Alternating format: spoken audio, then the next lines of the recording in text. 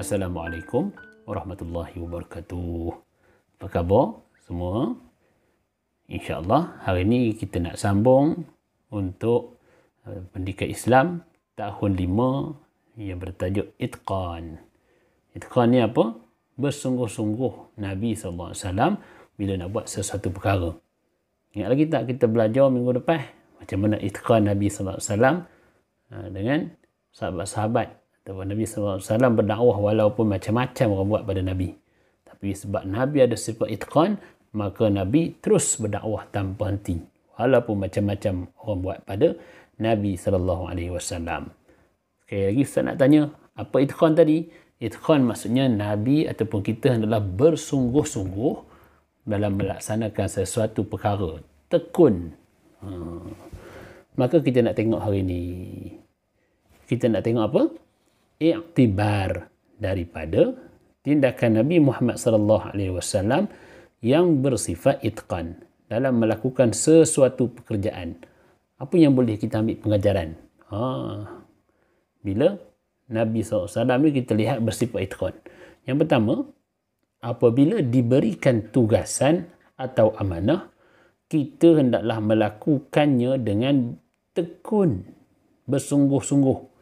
Kita juga mestilah mempunyai sikap bertanggungjawab. Orang suruh siap kerja sekolah, maka siapkanlah kerja sekolah. Orang yang buat tu adalah orang yang ada sifat itqan. Kita kalau tak ambil contoh Nabi itu sifat itqan, kita tak heran pun nak buat kerja sekolah pun buat sambil-sambil, pasal mak marah. Jangan kita apa itu. Tengok sifat Nabi sungguh-sungguh dakwah. Nabi walaupun macam-macam orang buat, maka kita pun begitu. Bersungguh-sungguh kita. Walaupun rasa susah, walaupun rasa nak main game, tapi berhenti jap. Bersungguh-sungguh bila diberi tugasan ataupun amanah. Kemudian kita hendaklah menepati masa dan tidak bertangguh. Kerja sekolah yang cikgu bagi hari ni siap hari ni. Mak suruh tolong angkat kain hari ni, angkat kain hari ni. Bukan esok waktu hujan baru nak buat. Setiap tugasan dan amanah yang diberikan hendaklah dilakukan dengan cara yang terbaik. Mak kata jaga adik jangan bagi teroyak. Janganlah kamu ambil adik kamu tekan humban keluar rumah. Hilang bunyi mak tak ada teroyak. Itu tak cerdik. Kita buat sesungguh pujuk dia elok-elok. Bermain dengan adik tu elok-elok. Itulah cara yang terbaik. Pasal apa? Walaupun susah buat apa itu, tapi itulah yang dimasukkan sebagai itqan, bersungguh-sungguh. Macam mana Nabi bersungguh-sungguh untuk mengajak orang masuk Islam. Kita juga perlu mencontohi semangat Nabi Muhammad SAW, iaitu tidak putus asa dan sentiasa bermotivasi serta berfikiran positif. Periksa markah dah rendah. Apa kata kita? Malas lah Ustaz. Malas lah nak belajar, awak tengin apa itu juga tak maunya. Janganlah apa itu. Kita kena jadikan markah rendah yang kita dapat tu ataupun TP yang rendah tu yang kita dapat tu sebagai satu inspirasi. Aku tak boleh apa ni. Aku kena naikkan TP supaya jadi TP 5 ataupun TP 6. Gitu semangat.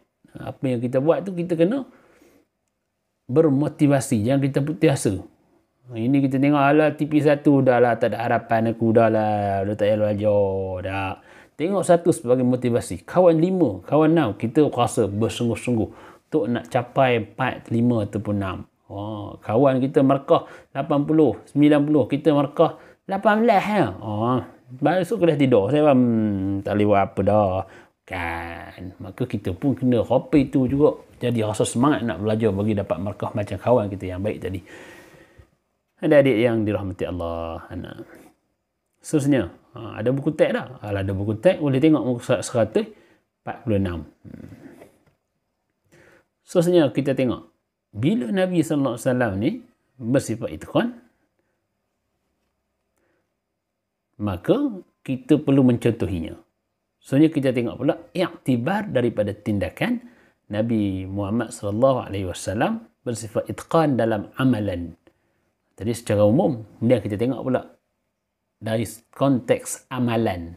Apa yang kita boleh ambil daripada amalan Nabi itu beritqan ataupun bersungguh-sungguh dalam amalan. Amalan ni ibadah kita.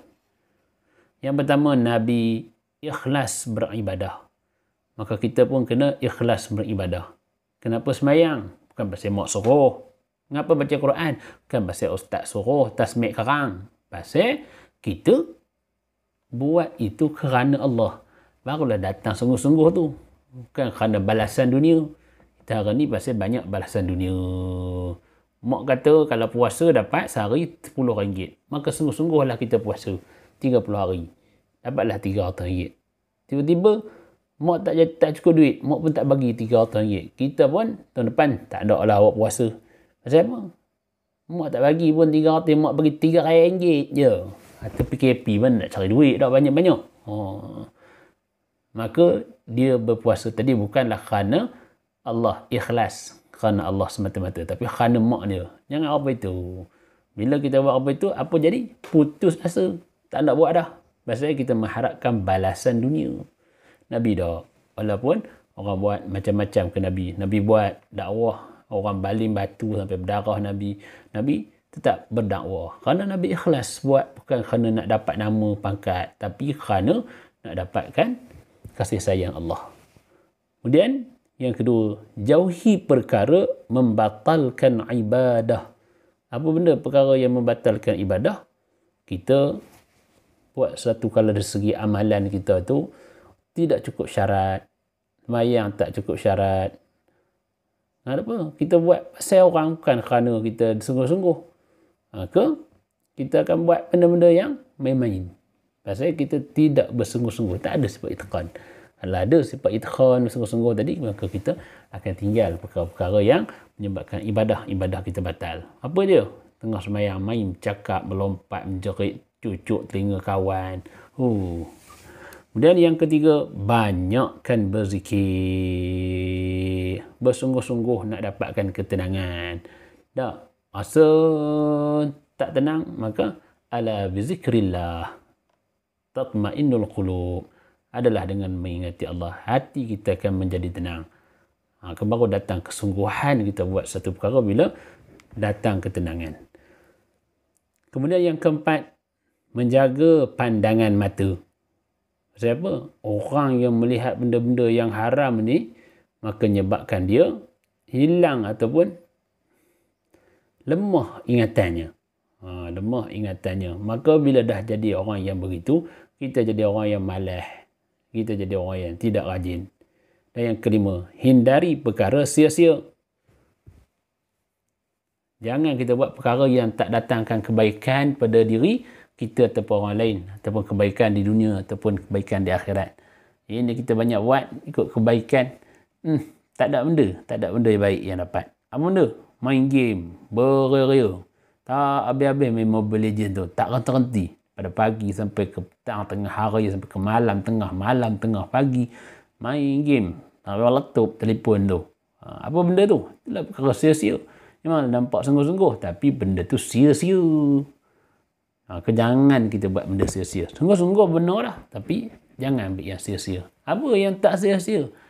Kita bersungguh-sungguh membaca buku. Sungguh-sungguh membaca Quran sampai khatam Al-Quran. Itulah benda yang berfaedah. Kalau kita ambil pengajaran daripada sifat itqan Nabi, maka kita akan hindari perkara-perkara yang sia-sia. Kerana Nabi tak pernah buat perkara yang sia-sia. Anak-anak, adik-adik yang dirahmati Allah Subhanahu wa taala. Maka marilah sama-sama kita amalkan sifat itqan dalam segala perbuatan dan amalan kita. Semoga kita mendapat berkat dan rahmat daripada Allah Subhanahu wa taala. Wallahu subhanahu wa ta'ala alam.